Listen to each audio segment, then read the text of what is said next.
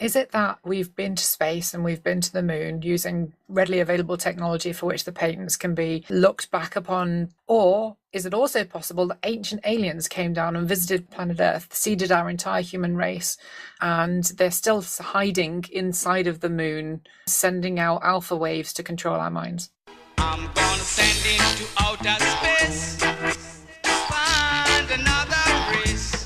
I'm gonna send into outer space, find another race.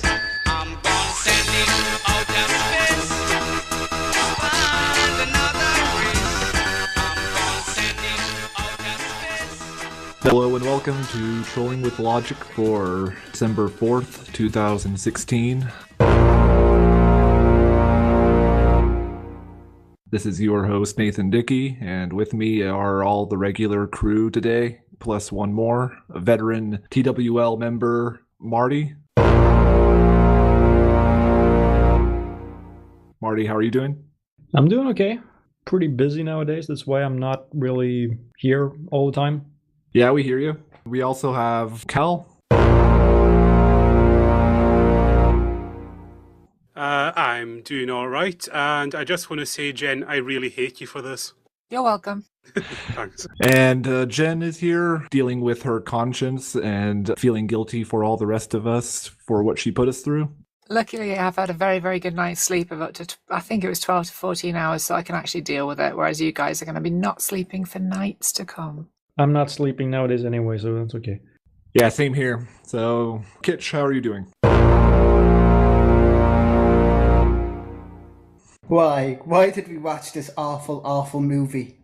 We'll get into the why, I'm sure, as the show goes on. And Julia, how are you coping?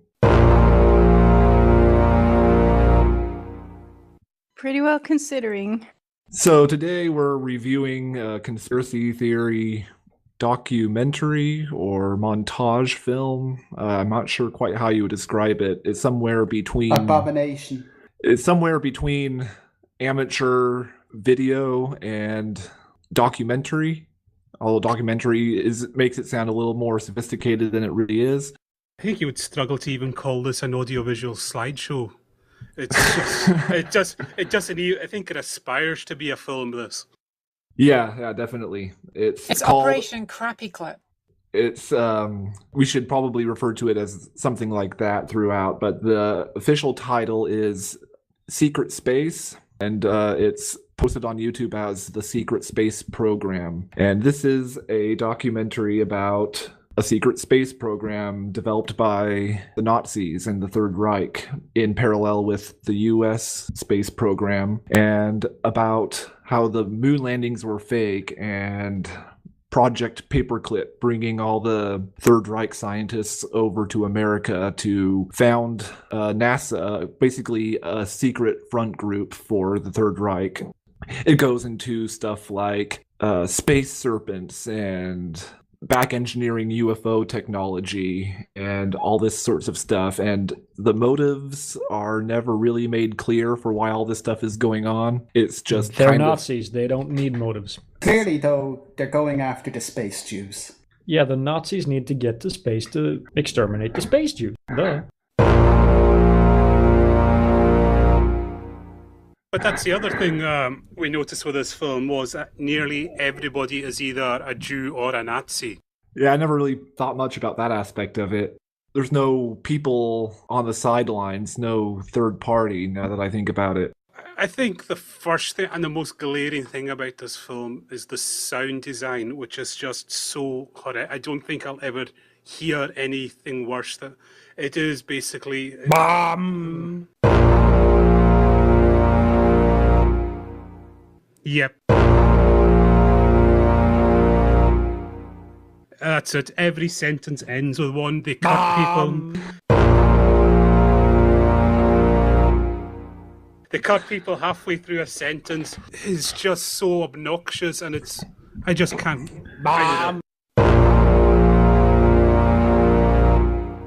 The soundtrack is basically Inception on crack, right? Yeah. A bad attempt at Inception on crack. And Yeah, that sounds about right. it seems like we discussed before, this is stock music overload on here. It's just constant noise in the background, and I don't know, it's a blessing because it takes away from what some of the people are saying. Fast and Furious had a less dramatic soundtrack. It's just terrible if you want to be able to bear watching it, but it's so obvious that they're trying to make the audience feel uncomfortable and, scare people. It's that kind of fear music, isn't it? It's like Yeah. when people use really low frequency noises and oscillations within cinemas to disturb people and make them feel uncomfortable. And then they give them a message that they want them to take to heart. That seems like that's the whole point. They even throw in jump scares with the picture of the gray alien. Yeah. Yeah, I really is did not need so to be annoying. reminded that And- Indiana Jones 4 happened. Some That of movie us use headphones and, thank you. Well, I think we should go through this scene by scene from the beginning. It starts out looking like it's going to be a standard moon landing hoax movie because they start out talking about the 1969 Apollo 11 landing on the moon, and they say it was faked by NASA. But about 5 minutes after that, where the narrator is saying, we're going to explain to you and show definitive, conclusive proof that it was fake. After he goes through that little introduction, it shifts gears completely and forgets all about that and starts talking about Project Paperclip. And Yeah, it's just hilarious that it starts out with moon hoaxers and it gets dumber from there. Yeah, moon hoax stuff actually sort of eases you in. One of my favourite parts at the very beginning of it is the narrator goes, we will show you conclusively that these photographs were definitely faked, or they might have just been processed a little bit. he says at least heavily manipulated, if not outright faked. Yeah. Yeah, I noticed that. I was really downplaying your own game there. Yeah, they Their even base bring is up on the the moon. whole, there can't be any light sources on the moon except the sun. I'm sorry, the moon acts as a light source, granted. It doesn't send out its own light, but it reflects light. I mean, these are things that... do you even have to explain what's stupid about this? And they cite this as proof? Oh, you mean the multiple shadows typing that they glanced Yeah. over at the beginning? Yeah, There must have been there's multiple only light one. sources. There's only one light source, and there's light coming from multiple directions. When I'm in my room and the sunlight's coming in through the window, there's light hitting me from all around because it's reflecting off the walls and the floor and the ceiling. And it's so stupid. Then there's the thing about the lunar module is too small to carry all the astronauts in. Yeah. While they're wearing full spacesuits, it's too small, apparently. That's what they said. You know, you would think that if it was faked, they would think about all these things, especially Yeah. the size of the lunar module and the supposedly nail in the coffin that, oh, there's no crater under the module, stuff like that.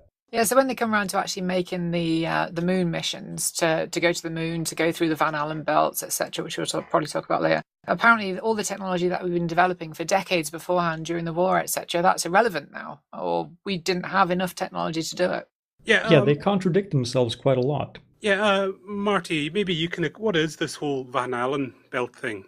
Yeah, okay. A lot of the radiation that comes from the sun is in the form of protons, and they're positively charged, so they interact with the Earth's magnetic field. And basically, instead of landing on the Earth, going straight down, they get stuck in the magnetic field. They end up in orbit, essentially. So, you've got these radiation belts surrounding the Earth. And, of course, that's one of the things that the moon hoaxers are on about, because, radiation will kill you.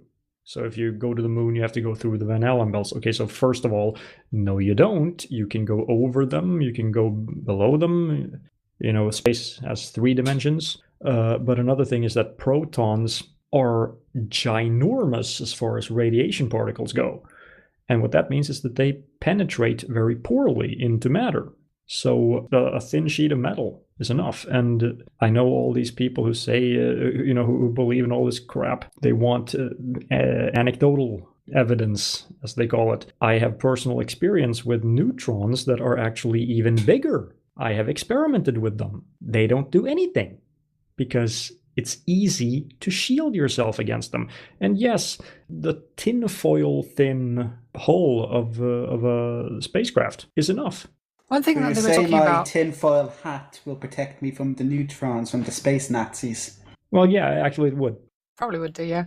One thing that the conspiracy theorists often like to talk about in regards to the moon missions was also the Starfish Prime nuclear test, that high altitude nuclear test, which would have put more radiation into orbit as well. And there was this whole fear that the Van Allen belts would be much, much worse to go through at that point in 1969. I think Starfish Prime happened in the early 60s. But when they actually went through the process of determining how severe the risk was for the Apollo missions, they actually determined that if they went through the Van Allen belts fast enough, it wouldn't cause that much issue anyway, even without any extra protection. And I think they gave all the astronauts dosimeters anyway, which just confirmed their theory that it wouldn't actually be such a big deal if they went through it at enough velocity. Yeah, I mean, the stuff I did with neutron radiation was, and it's essentially the same thing from that perspective anyway. It was, several hours in doing an experiment in college, and that's so harmless they let undergrads do it. But the guy did say, the narrator in this film said at one point, radiation's so powerful it can cause nausea and cancer. And I was thinking, well, if radiation just makes you a bit sick, it's not actually that bad considering that the sun can absolutely fry you to fucking death. Yeah, and it wouldn't even do that. You wouldn't even come into contact with it because it doesn't go through the hull. Exactly. Which then led to one of their most bizarre claims, which was they spoke to someone. They don't cite who, but they said somebody said the spacesuits wouldn't be suitable to use at Chernobyl, and that's all he says. And he doesn't actually. What's the conclusion you're drawing? And the other question is, well, why aren't they suitable for Chernobyl? Well, because that's gamma radiation. Yeah, but that's the thing. He doesn't really give any. He doesn't say. And they talk about gamma radiation and X-rays in space. Yeah. I've got news for you. The Earth's magnetic field doesn't interact with electromagnetic radiation. And furthermore, the atmosphere, those kinds of radiation go through solid lead. The atmosphere does absolutely nothing to protect us from it. So if space around Earth is full of X-rays and gamma rays and it's enough to kill astronauts, then we would be dead. That's a good point. The next thing they go into quite a bit is Operation Paperclip. This was a program implemented by the United States, the OSS, Office of Strategic Services. Their goal was to bring Nazi scientists, engineers, technicians to the US. The reason they did this historically was to keep the Third Reich from taking these engineers and scientists for themselves to use their knowledge. We wanted to take advantage of what they knew instead of the Soviet Union to have an advantage in the Cold War, and also to keep post-war Germany from redeveloping their war technology. But the reason given in this documentary is a little bit different. They wanted to create, according to this film, sort of a Nazi front group to continue the Third Reich, or as David Icke calls it in his film, the Fourth Reich. Yeah, I never got that. Are they suggesting that the American government took those Nazi scientists because the American government was consisting of Nazis who fought the Nazis, or what? I have a hard time wrapping my head around what exactly they were getting at there as well. Yeah, but Nazis, so, Nazis. Yeah, it seems like the whole idea is that, they had Germans who did come from Nazi Germany. They did work developing weapons for the Nazis. Yes. And after the war, they went to work for the Americans. Exactly. Therefore, Nazis are working for the Americans. Therefore, the Americans are Nazis. I'm sorry, what? And it's like saying any scientists that were involved in the efforts to make the cruise missiles, etc., in Germany are necessarily evil because they're, it's guilt by association. Yeah. Yeah, and also it doesn't matter if they were evil. What's relevant is what did they accomplish as scientists. Military technology has no ideological basis. Exactly, and you can argue that if someone is helping Nazi Germany develop weapons, If you live in Germany, I think you have a vested interest in not having the Allied forces come in and kill you. So, I mean, you would be interested in protecting yourself, and you're doing that by helping develop weapons for Hitler to kill people with. I mean, it's not black and white.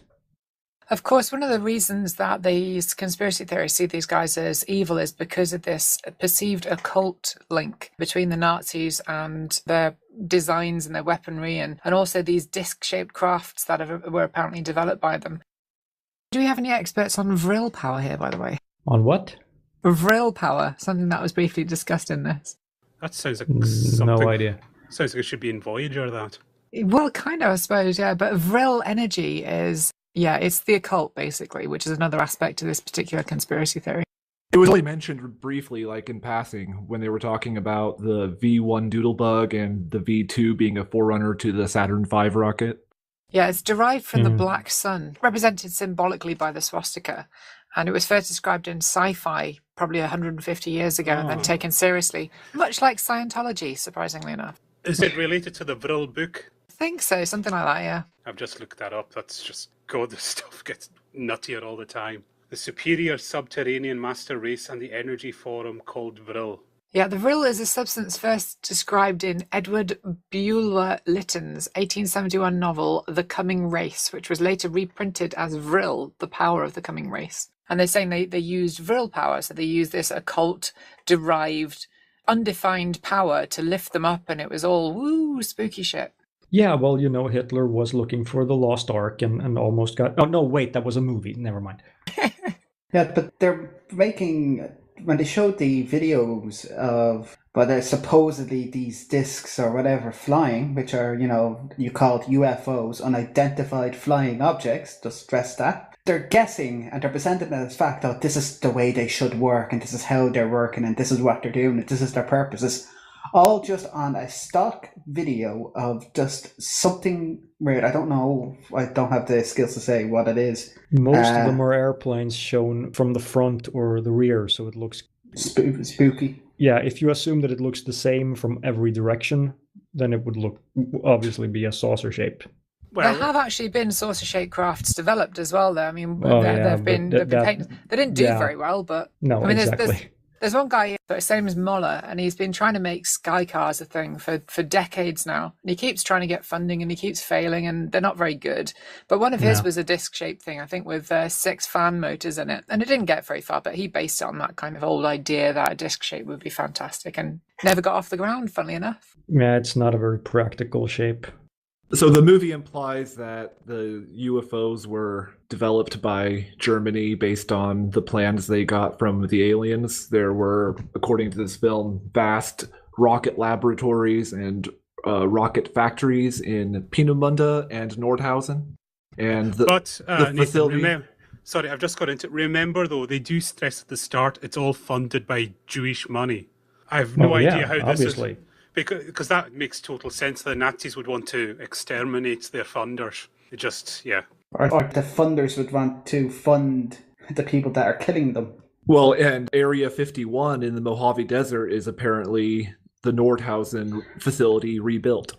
Just on a note, is this David Icke a Holocaust denier? Because that would make sense. I'm not No sure. idea. I'll look that up right now as we're speaking of. That would make so much sense. Yeah, speaking of David Icke, he goes into Prescott Bush, George Bush's grandfather, and how he funded the Nazis through the Union Banking Corporation and some oil and steel businesses that he helped fund or supply the Third Reich with. When was this supposed to have been? This was supposed to have been in the 1940s during the height of World War II. Oh, okay. The stuff that David Icke goes into is a little bit of obscure history. He's trying to connect it to what's happening now with NASA, but not very well. There's a lot of obscure facts and trivia about presidents' grandfathers and William Farish III and banking and steel and oil. We never really get to hear what the connection is to any of the other stuff that's going on. No, I like the fact that they bring in this reputable source of and authority that is David Icke, and as soon as they do so, he advertises his book. Yeah, Tales from the Time Loop. I gotta love the title at least. Oh, glad you got that, because you can go out and buy it now, can't you? Well, I've got a PDF of the whole book that I got Do for not free. buy it. Save your money this Christmas. Some of my friends have bought tickets to see David Icke when he comes over here and his talk in Manchester. I didn't. I would not give him my money. I'd have to be paid to sit through him. I need the money. Years ago, a coworker of mine gave me a David Icke book, modestly called The Biggest Secret, which is one of his more well-known books. And I Did can't... you use it to hit him with it? It's not much of a secret if he knows about it. I was going to say you didn't well, run that out was- of toilet paper that Christmas, did you? That was my first introduction to David Icke. I had never heard of him before then. This was like 8 or 9 years ago. And I can say that reading his work is mildly entertaining. I think your Hardly. friend just gave you a really elaborate middle finger for a present. Just to come back, yes, David Icke does deny the Holocaust happened, and he Called claims it. that the Jews financed Hitler. So according to David Icke's perspective in this film, everybody is a Jew and a Nazi. Yes, the whole film, that's what it's based on, that everybody's a Jew or a Nazi. When you watch this film, you'll start to question yourself if you're a Jew or a Nazi by the end of it. They talked about the Jews being enslaved and forced to build the rocket facilities in Germany. And a few sentences before that, they talked about all these war efforts being funded by Jews. They mentioned it in passing. Yeah, I caught Yeah. that straight away. Oh, but did he also catch the fact that these rockets being built in Germany were fueled by helium? I think they meant hydrogen, because helium is an inert gas. And what's one of the qualities of an inert gas? It doesn't fucking react. It's not combustible. Well, Wow. I think they were using those rockets, kind of the balloon principle. You just let the gas out one end and it'll go in the other, or something. I have no idea. Compressed How- helium, compressed Yeah, air. compressed helium. Yeah, I don't know. It's But it'd be just better to so use hydrogen. ridiculous. Yeah, I mean, the whole point is that when you burn a gas, it expands. Wow. You can't burn helium; it doesn't react.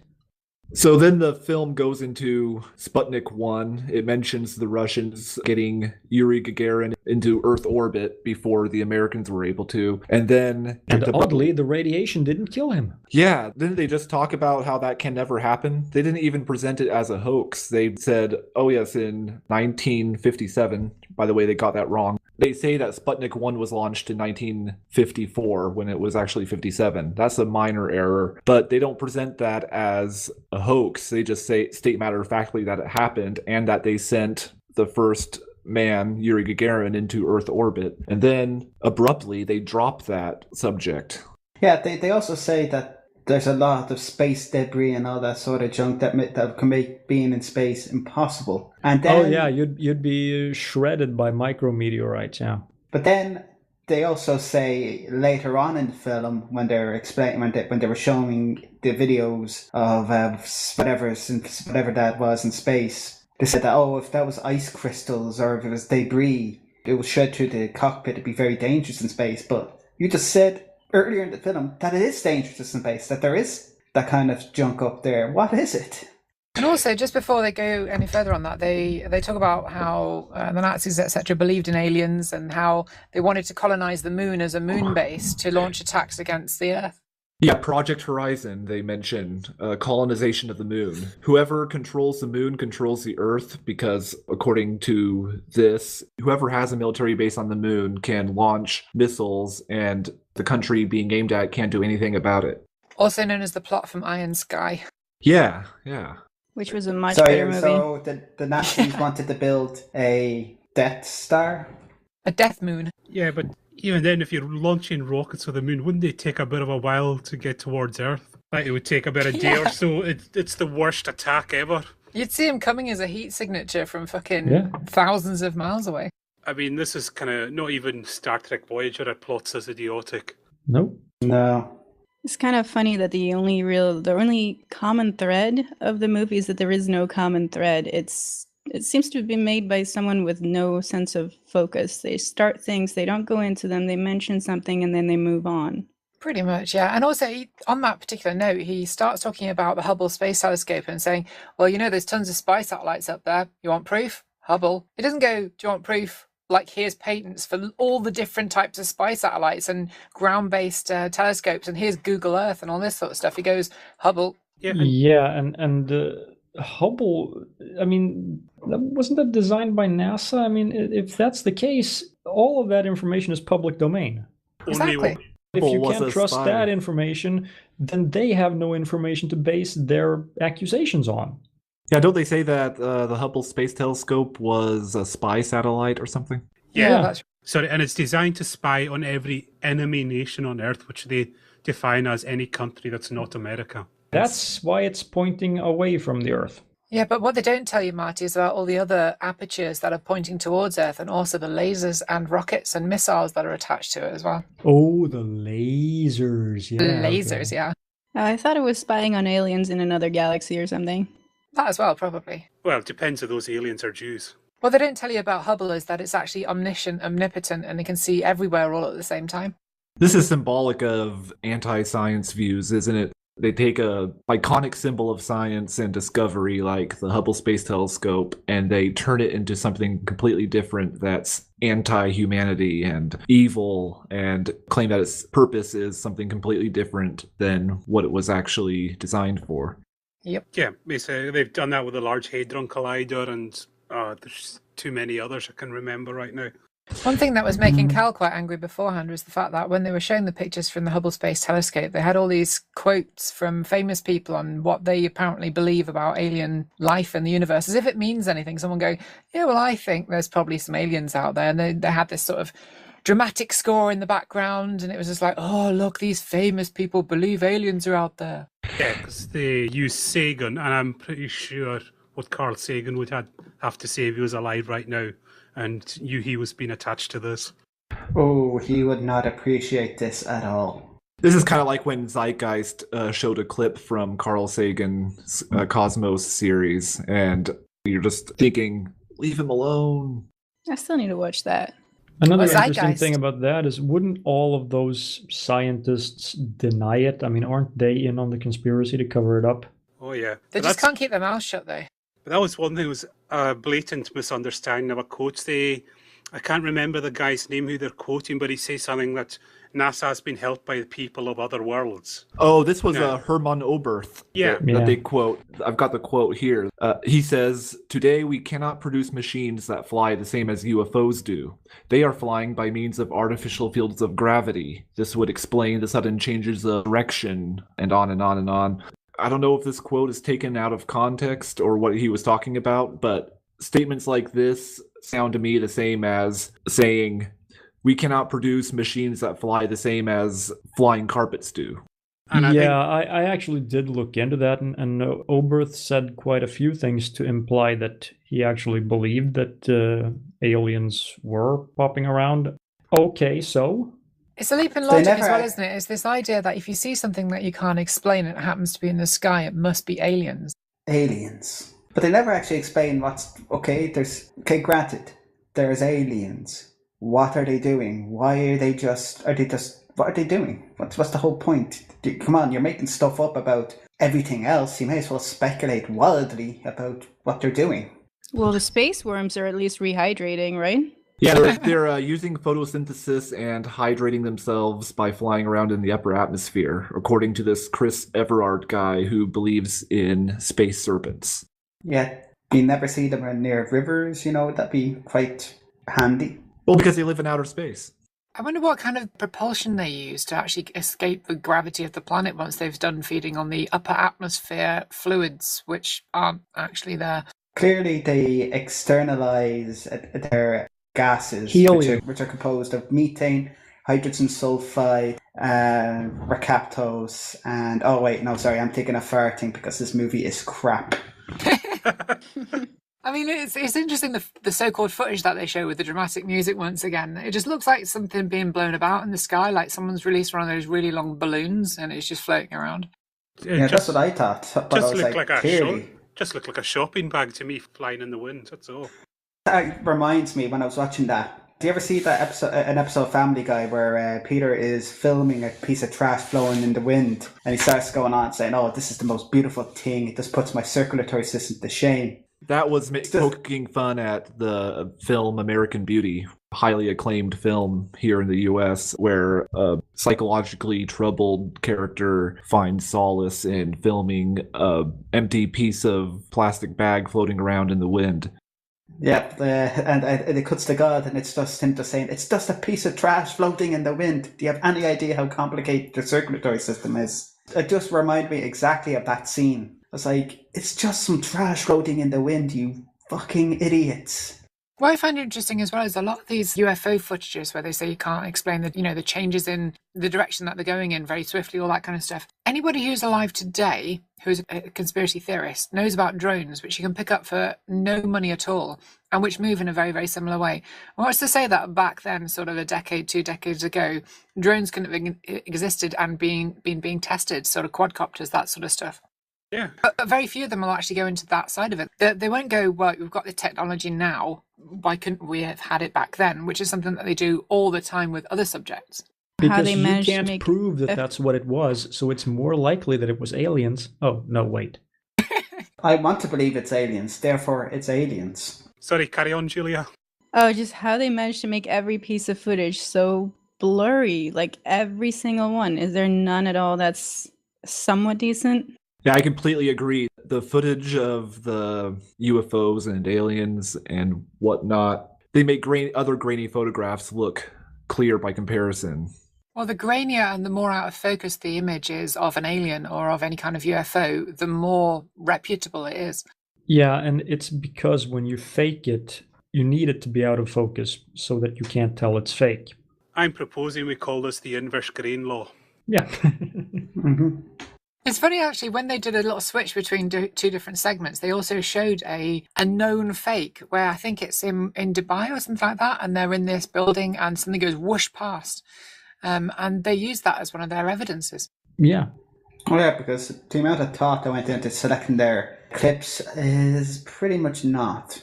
So it reminds me of one of the videos from Cool Hard Logic. The guy, he's talking about video that was already bad, and then he played it on a TV and he filmed that.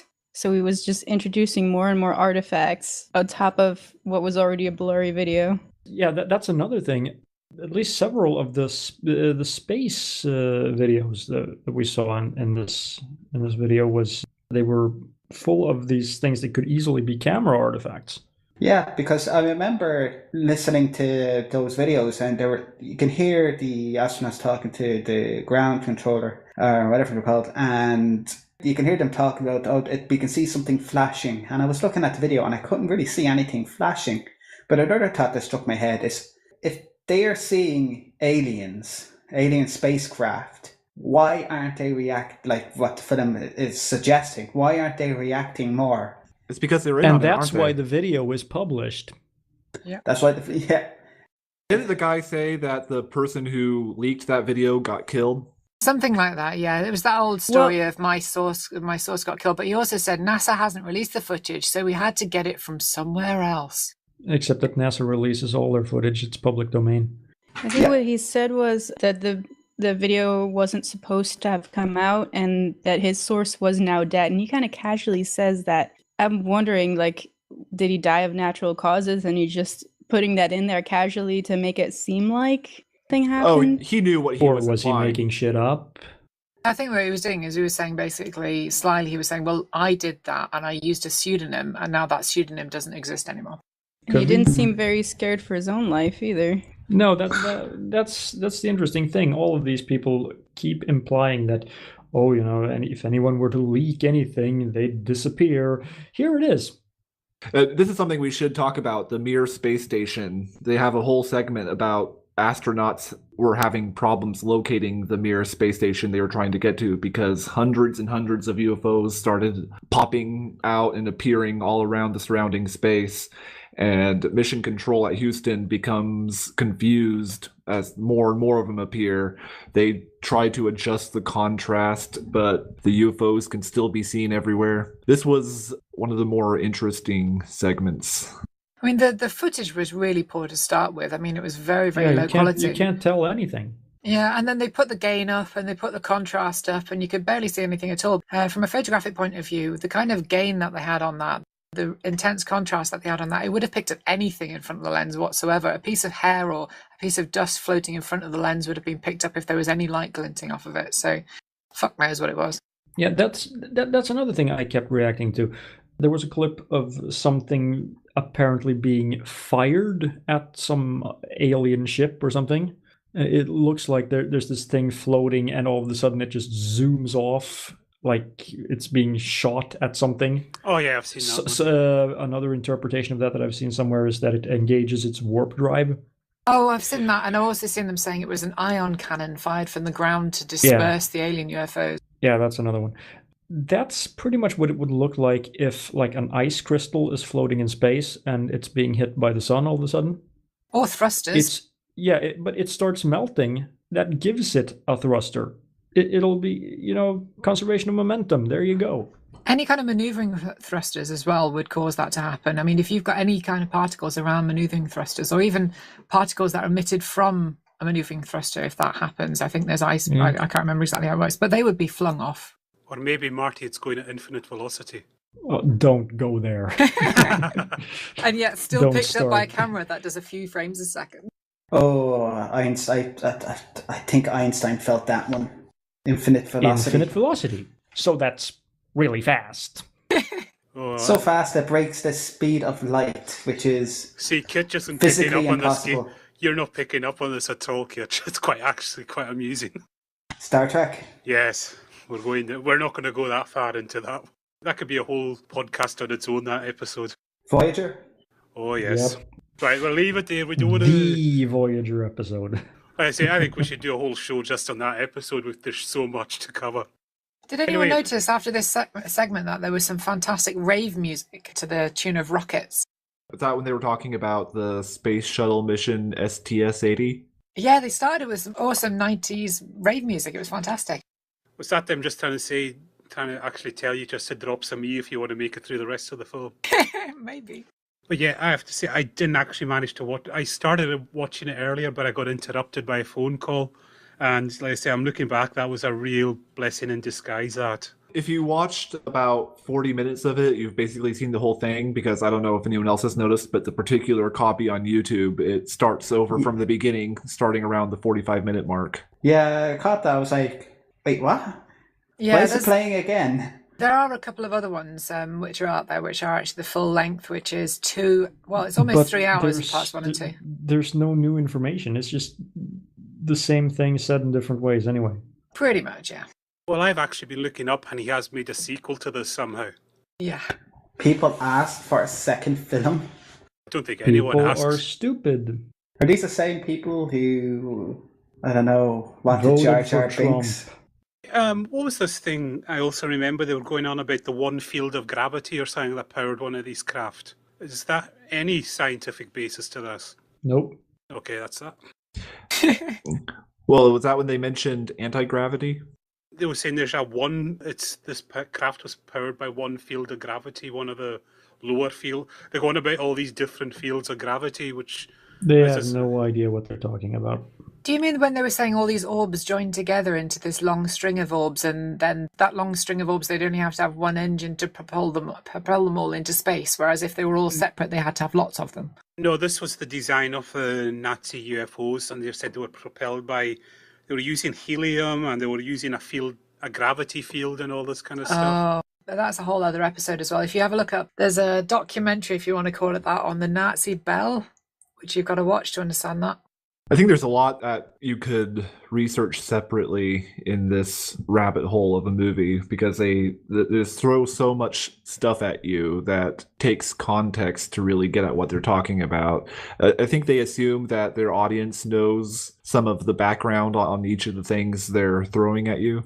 They just assume that. Yeah, pretty much. But there's so much garbage out there, and none of it, it's like the most frustrating bit of research you'll ever do, because you're always like, around the next corner, there's got to be a basis for this. There's got to be a base assumption, or there's got to be a base bit of knowledge that they're basing this all on. But every single time you go into it, there's another story, and it's just a story. That's all it is. There's no actual reality behind it. It's just somebody asserting some sort of fantastical bit of sci-fi, and that's it. Yeah, it's what got me is they couldn't find a single expert even loosely connected to the fields to say something.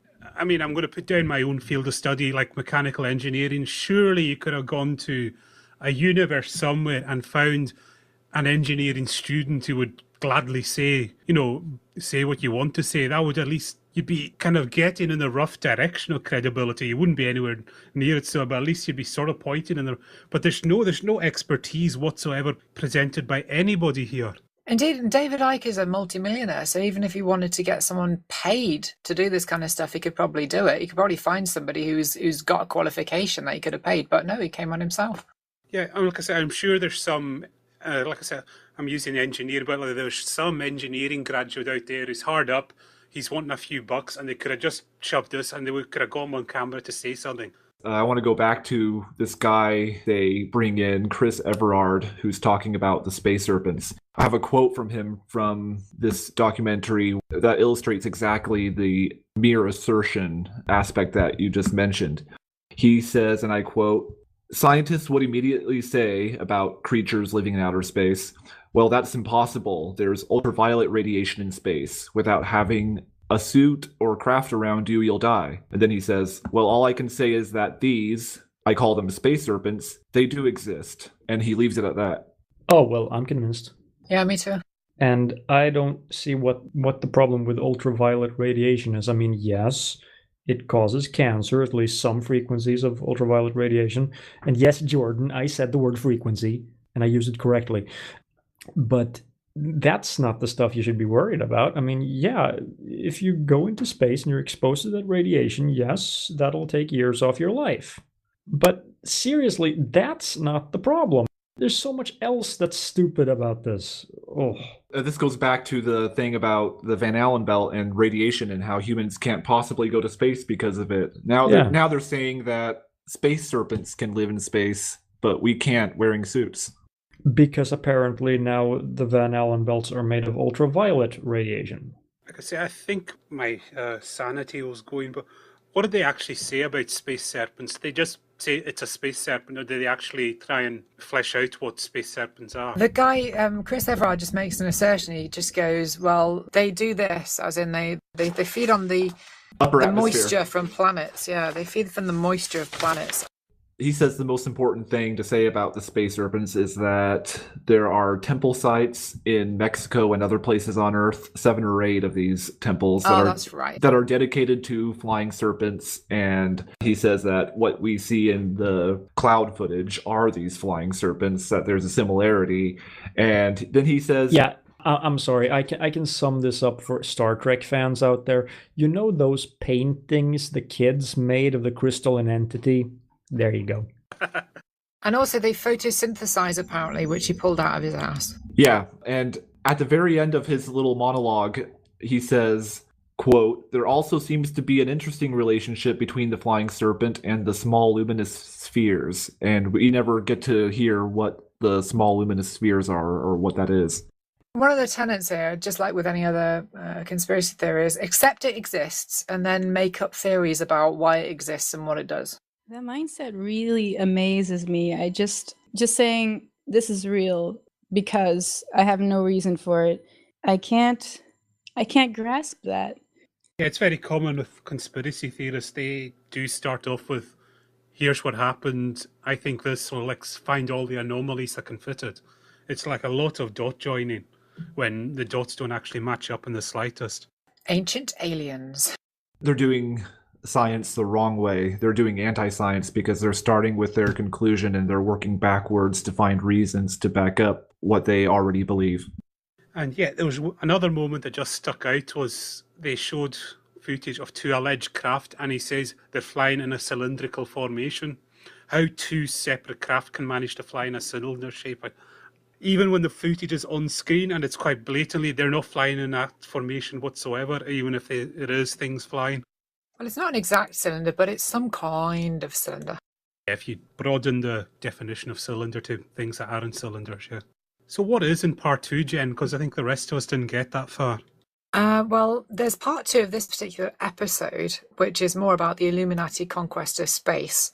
And then there's Secret Space 2. Neil Armstrong was a Freemason. Yeah, that as well, yeah. And then there's Secret Space 2, which is alien invasion. Was there an alien invasion that we don't know about that happened? Maybe in the past, but that's Michael Tellinger's field. If you've ever heard of Michael Tellinger, you might understand that he believes that he flips between either it being aliens or being gods, and them having a slave race on Earth based in Africa where they were used to mine gold out of the earth using acoustic levitation. Because slaves and Africa, yeah, well, obviously. Yep, slave species of the gods. That's Michael Tellinger's field. But yeah, there's all sorts of interlocking shit here. So this one was made by this Chris Everard guy, wasn't it, Jen? That's right, yeah. We watched about the first half of the first episode, which is called The Illuminati Conquest of Space, Volume 1. So do you know anything more about this guy? I know a few bits and pieces, but not a great deal. I know he doesn't really have a very good way of building his theories, which is completely unsurprising. And he's got a website which he charges, I think, £20 a year for access. And he just makes various different documentaries for it. Well, I'm looking on it, and there's actually surprisingly little about the man himself. He claims to speak Sumerian and Latin, and he taught himself how to speak those languages. Yeah, he believes in alchemy and various other interesting, kooky stuff alongside, solar power, which he thinks he's an expert on, and various other bits and pieces, archaeology.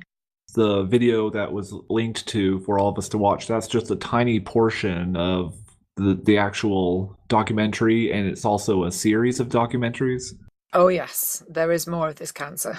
But from what I understand, if you see the first half of what we watched, then it's basically repetition after that, isn't it? It is and it isn't. I mean, it goes into pretty much every conspiracy theory you've ever heard of relating to the Second World War and relating to ufology and the Illuminati and various other bits and pieces and the occult, and it throws it all together. What does it say about these people who believe and push this stuff that they can't discriminate or select the conspiracy theories they want to believe in? They feel this compelling urge to try to bring it all together into a single package. They don't want to leave anything out. They don't want to be selective about the worldview they're building up. It's this whole truth is stranger than fiction mentality that they have driving them. So they believe that if the reality is quite mundane, then there must be a more extraordinary truth behind it. And that's basically the basis for pretty much every conspiracy theory. So you're very credulous to things that sound amazing, whereas the mundane truth of things isn't really interesting enough to you to be real. Yeah, and it's not special. Exactly, yeah. You want to know something that no one else knows, that most people don't buy into, but you do because you are so clever that you've figured it all out. Once you have that mindset of just asserting things and believing in that something can be, covered up, you can believe anything. It kind of all comes together that way. Any disconfirming evidence can just be dismissed as part of the conspiracy, right? That's what they want you to think. That's always... Yeah. As the old Ancient Aliens tagline goes, is it that we've been to space and we've been to the moon using readily available technology for which the patents can be looked back upon to the dawn of technological advancement? Or is it also possible that ancient aliens came down and visited planet Earth, seeded our entire human race, and they're still hiding inside of the moon and sending out alpha waves to control our minds? And the answer is a resounding yes. The main thing of this talk is, what's the end goal of all these aliens and why is the government hiding it? Clearly, we're a highly advanced, highly technical reality TV show. Yeah, 'cause that's what I can't get is what is the conclusion that we're meant to be drawing? Because at least, like I say, with the 9/11 truthers, it's quite clear what they think the conclusion is. But with this one, there's just, I didn't know what is he saying the conclusion is here. I couldn't figure it out. It's the Truman Show. Is it? All right. There really didn't seem to be a point. Yeah, so the people who watch this and believe this stuff, what are they supposed to think they're to do? So let's say somebody watches it and believes it. Do they ask themselves, now what? What do I do about this? Or do they just say, oh, yeah. Yeah, that's the point. Now they know the truth, and that makes them feel really special. And they need to tell all the sheeple to wake up. Yeah. I wonder if they think about it deeply enough to consider what you guys were asking, where what is the point? What are the aliens doing? Why is this being hidden? I have to wonder if they think about it deeply enough to consider those kind of things. They do actually. I mean, so. No, they do think about it that deeply because they think it's all an experiment. They think it's a controlled experiment. They think there's some sort of nefarious, depending on which conspiracy theorist you speak to, some think that there's an underlying nefarious purpose that they haven't quite grasped yet, and that we are a slave race, and that we have an ultimate purpose to develop something for these aliens. And others just see us as an experiment, sort of ants, bugs in a petri dish or ants in an ant farm, that kind of thing. And once you go down that kind of route, you can go pretty much anywhere. Yeah. Carl, I think you mentioned it earlier on, didn't you? The film Battlefield Earth, which is actually one of the genuine theories about, humanity being a slave race. Yeah. I'm actually struggling to think whether the plot of Battlefield Earth is more credible in this film. Marty, what do you think? I'm trying not to.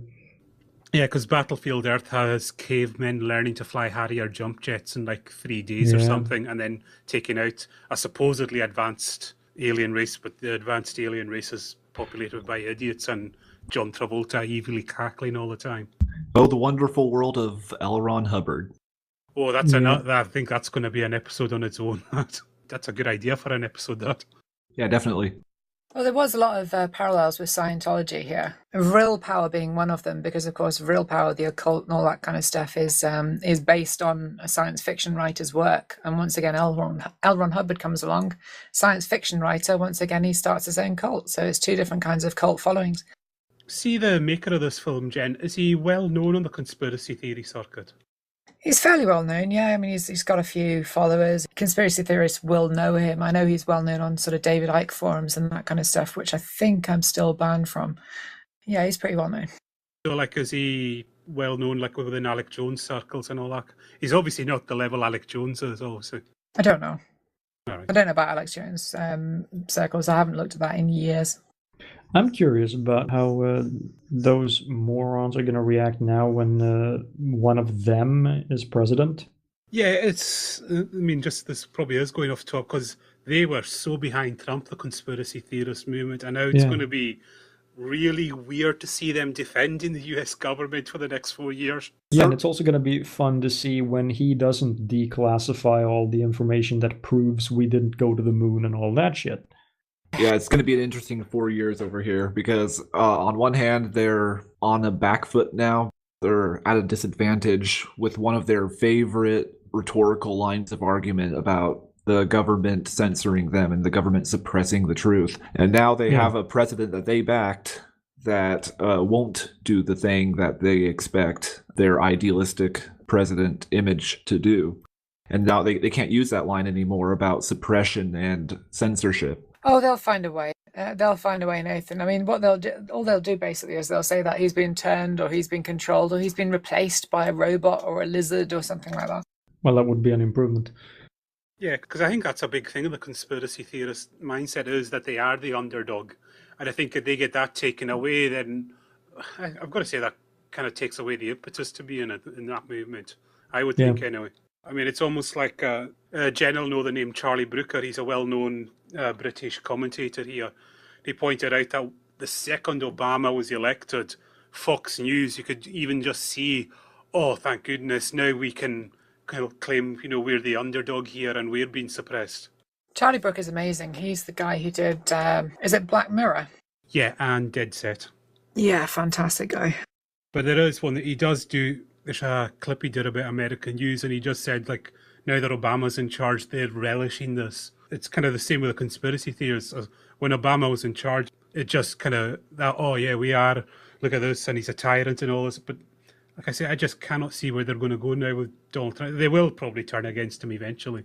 Well, David Icke will say that he's been replaced, like Jen suggested, by a reptilian or a robot or something. I wouldn't put that past David Icke, and that seems like the easiest way out for them, I think. Well, I think Mike Adams is already claiming that they're going to throw Donald Trump out of office because he's going to get too close to revealing the truth. Yeah, we're all in trouble if the truth of the universe is held in the hands of Donald Trump. They'll just drop it, won't it? He'll drop it and it'll break, and that'll be the end of the truth. Yeah, he has small hands. Exactly. Boom. Yeah, but I think once Donald Trump goes out of office, however that happens, they're just going to say, oh, well, he had to go along with them. They were just too powerful and they suppressed him as well. Or so I think that's how they'll play it. Or if he does get assassinated like Kennedy did, which is a distinct possibility considering some of the crazies out there, they'll just use that like they did with Kennedy as an evidence of some sort of a cover-up. Yeah. Speaking of Alex Jones, I think it was Coughlin that said that no matter how Alex Jones dies, that's going to be part of the conspiracy for them. They're going to be convinced he was killed for what he said. And it'd be the same if that happens to Donald Trump. It doesn't matter how blatant and clear cut it would be, they would just be convinced, yeah, he was taken out for this. Well, that just goes without saying that any president who dies by assassination is always a part of not just a small local conspiracy, which it usually is, but a massive global conspiracy. I don't know. Mike Pence is pretty good at assassination insurance. Yeah. I think we can get our final thoughts if we have the capacity for that anymore in this film. Yeah, I think we can start to wrap up now. Go to you, Marty. Your final thoughts on this. It was stupid. Okay, Jen? I have to admit to being Illuminati. And a Jewish Nazi. Kitch? I heard that the epic space Jews versus the space Nazis is going to be the plot of Rogue One. Julia, what were your final thoughts on this? I was disappointed, honestly. I think I dozed off a couple of times. I watched it twice, and I still missed things. And I'm pretty sure it was about 50% soundtrack and scary music and sound effects. Yeah, that's really all it was. Yeah, I think that's it. And just as a note to the audience, take a vote on who on the panel you think is either a Jew or a Nazi. I think to all the people listening. And back to you, Nathan. I think we'll let you close it off there. My final thoughts on this are that it was a mess, and I watch a lot of junk science and pseudoscience stuff. Kind of like Jen, I kind of eat this stuff up and enjoy it masochistically, but even for me, this was painful to watch and sit through. The craziness aspect of it almost wasn't enough to justify the awfulness of the production value. This is also my answer to one question I got on my Facebook feed. Somebody asks, can you recommend it, or is it a waste of time? I would say it's a waste of time unless you want to invest research and understanding into the conspiracy theory mindset, but even then, this isn't a good primer for that. Just watch Iron Sky instead. Yeah, watch Iron Sky. Or Bloodstorm, also called Nazis at the Center of the Earth, with Jake Busey in it. Fantastic. It's got a robot Hitler. Highly recommend. Awesome. Just as a final thing, the reason we did review this film was because we each nominated a film and we put it to a public vote. And I think we're just going to go to the film that was second in that vote, which is Vax. That'll be done in a few weeks. So I don't know if we can say we're looking forward to that or not. So we're going to watch it anyway. Oh, God. Yeah, I've got a copy of that. So that will be not just painful, but infuriating, I'm sure, because Vaxxed is one of those films that actually has the potential to do really great harm.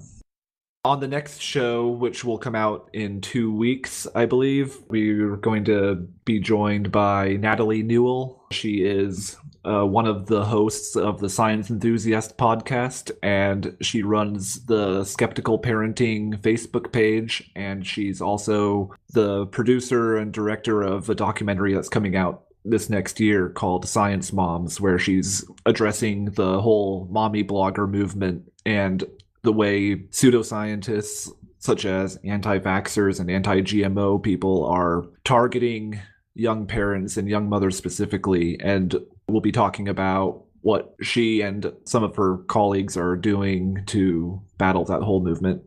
Yeah, I'm looking forward to that because I've seen the mommy blogger movement in action, and they're quite an insidious bunch, I have to say. Well, everybody, have a good rest of your weekend, whatever's left of it, wherever you are, and I'll see you when I see you next. Bye. Catch you later. Bye-bye. Bye.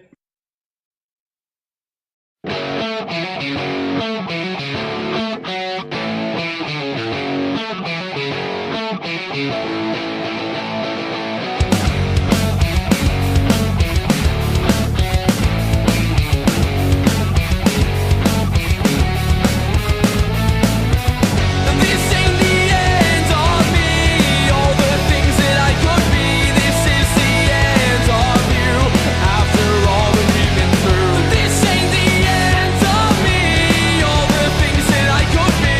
This is the end of you, after all that we've been through.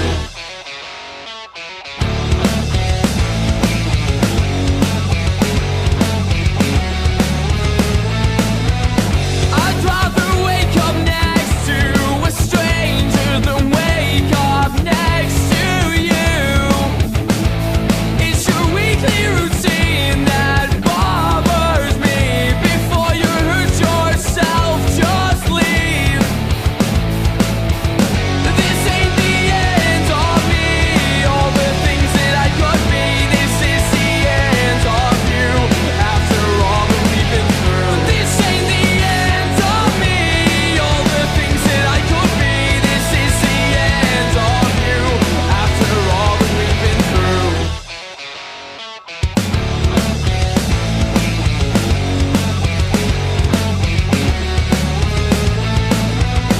I'd rather wake up next to a stranger than wake up next to you. 'Cause you're covered in sick. Do you know who you are? I'm so glad I'm not you. This ain't the end of me, all the things that I could be. This is the end of you, after all that we've been through. This ain't the end of me, all the things that I could be. This is the end of you, after all that we've been through.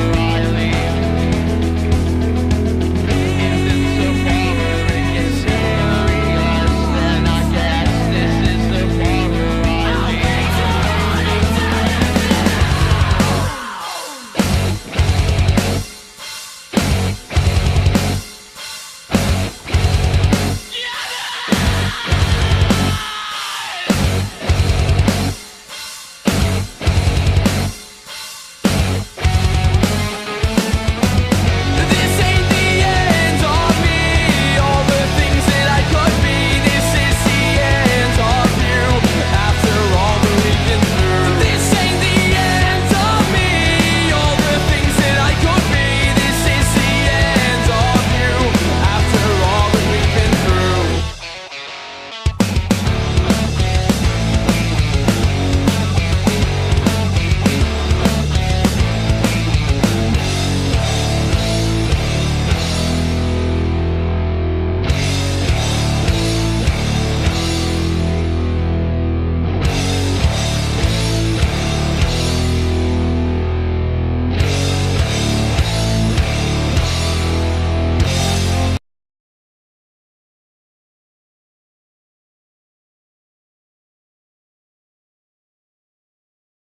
Goes, we will show you conclusively that these photographs were definitely faked, or they might have just been processed a little bit.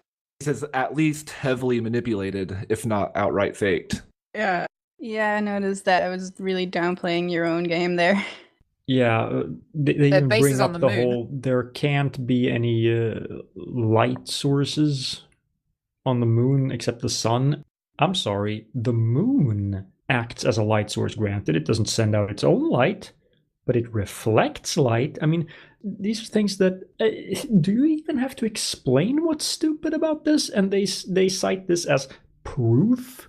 Oh, you mean the multiple shadows typing that they glanced Yeah. over at the beginning? There must have been there's multiple only light one. sources. There's only one light source, and there's light coming from multiple directions. When I'm in my room and the sunlight's coming in through the window, there's light hitting me from all around because it's reflecting off the walls and the floor and the ceiling, and it's so stupid.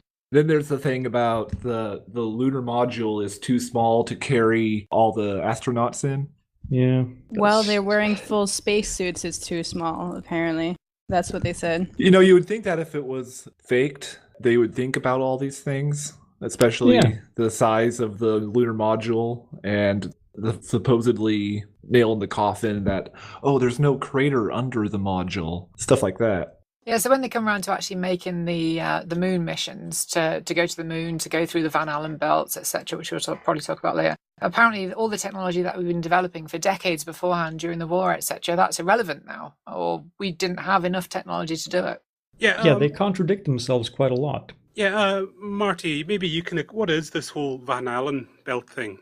Yeah, okay. A lot of the radiation that comes from the sun is in the form of protons, and they're positively charged, so they interact with the Earth's magnetic field. And basically, instead of landing on the Earth, going straight down, they get stuck in the magnetic field. They end up in orbit, essentially. So, you've got these radiation belts surrounding the Earth. And, of course, that's one of the things that the moon hoax.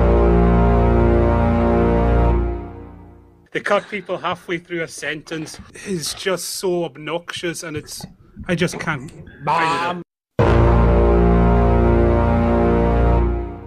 The soundtrack is basically Inception on crack, right?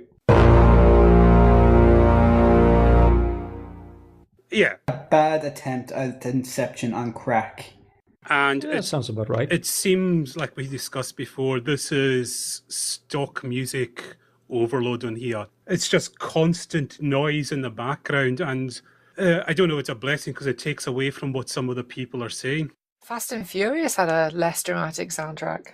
It's just terrible if you want to be able to bear watching it, but it's so obvious that they're trying to make the audience feel uncomfortable and, scare people.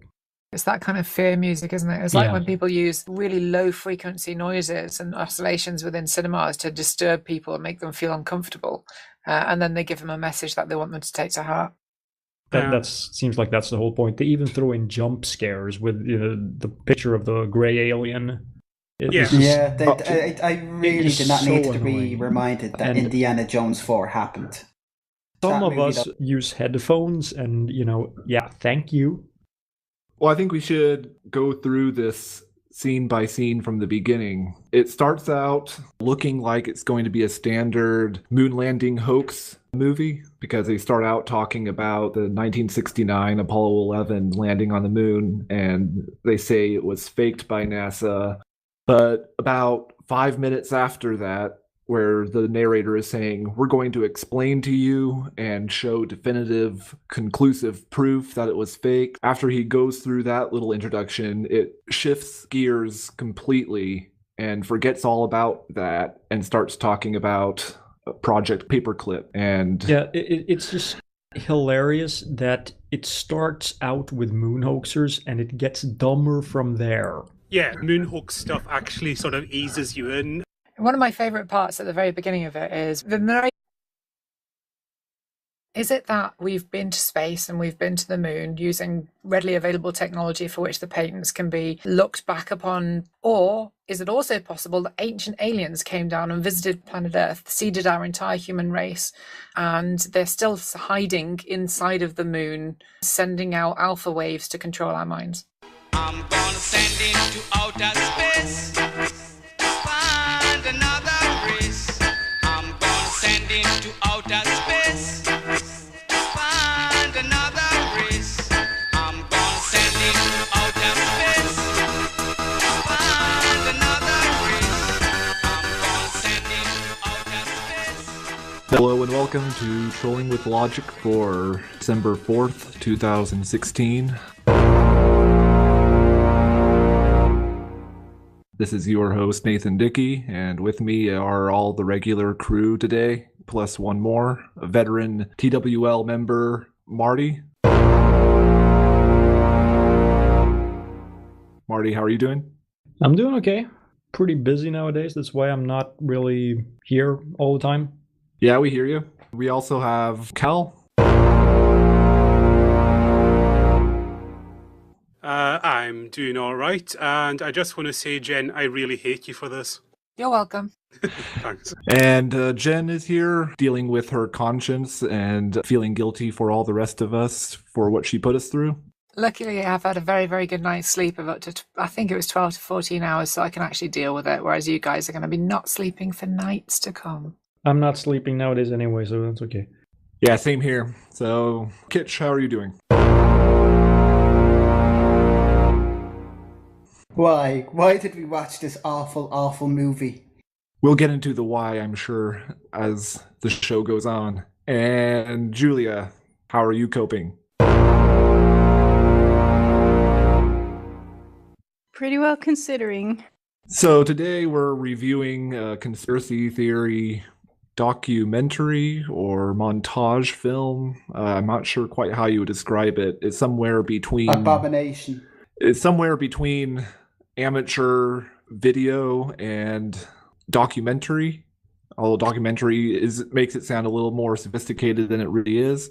I think you would struggle to even call this an audiovisual slideshow. It's just, it doesn't even, I think it aspires to be a film, this.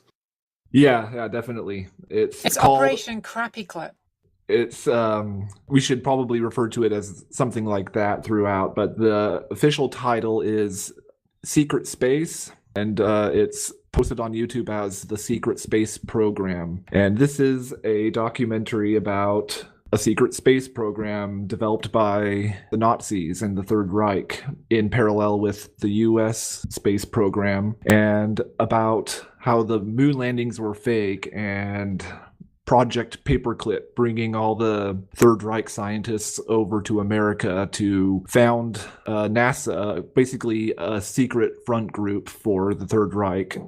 It goes into stuff like space serpents and back engineering UFO technology and all this sorts of stuff, and the motives are never really made clear for why all this stuff is going on. It's just They're Nazis. They don't need motives. Clearly, though, they're going after the space Jews.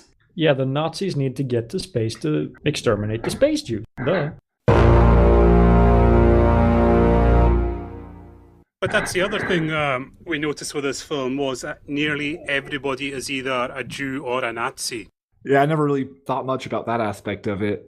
There's no people on the sidelines, no third party, now that I think about it. I think the first thing and the most glaring thing about this film is the sound design, which is just so horrific. I don't think I'll ever hear anything worse. That it is basically Bomb! Yep. That's it. Every sentence ends with one. They cut people. Boxers are on about because, radiation will kill you. So if you go to the moon, you have to go through the Van Allen belts. Okay, so first of all, no, you don't. You can go over them. You can go below them. Space has 3 dimensions. But another thing is that protons are ginormous as far as radiation particles go. And what that means is that they penetrate very poorly into matter.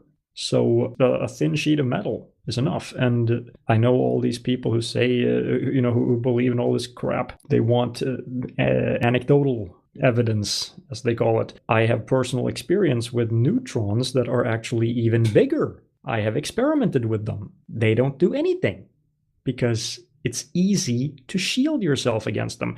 And yes, the tinfoil thin hull of a spacecraft is enough. One thing Will that you they were say talking my about... tinfoil hat will protect me from the neutrons, from the space Nazis? Well, yeah, actually it would. Probably would do, yeah.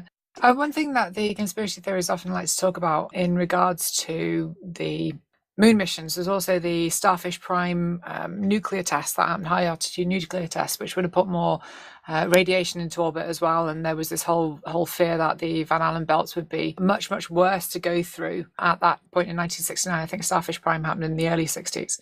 But when they actually went through the process of determining how severe the risk was for the Apollo missions, they actually determined that if they went through the Van Allen belts fast enough, it wouldn't cause that much issue anyway, even without any extra protection. And I think they gave all the astronauts dosimeters anyway, which just confirmed their theory that it wouldn't actually be such a big deal if they went through it at enough velocity. Yeah, I mean, the stuff I did with neutron radiation was, and it's essentially the same thing from that perspective anyway. It was, several hours in doing an experiment in college, and that's so harmless they let undergrads do it. But the guy did say, the narrator in this film said at one point, radiation's so powerful it can cause nausea and cancer. And I was thinking, well, if radiation just makes